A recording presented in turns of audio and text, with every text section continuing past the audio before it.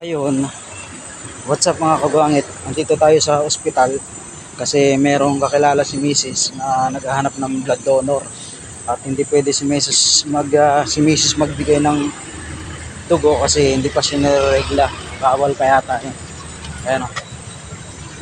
At ako yung tinuro ni Mrs. kaya ako yung pumunta. Tayo ngayon magbibigay ng ng dugo sa nangangailangan. Tara, samahan niyo ako.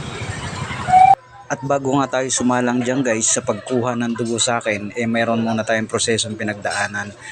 Chinek muna nila yung BP ko, tapos tinusukan ako ng karayong sa kaliwa para ma-check yung dugo kung okay ba.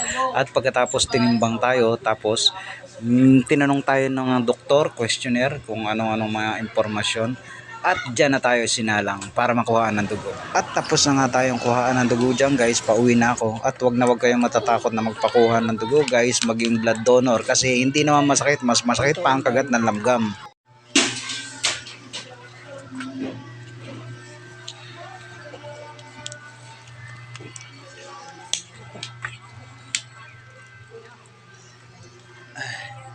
Ayun guys, kakarating lang natin galing sa ospital.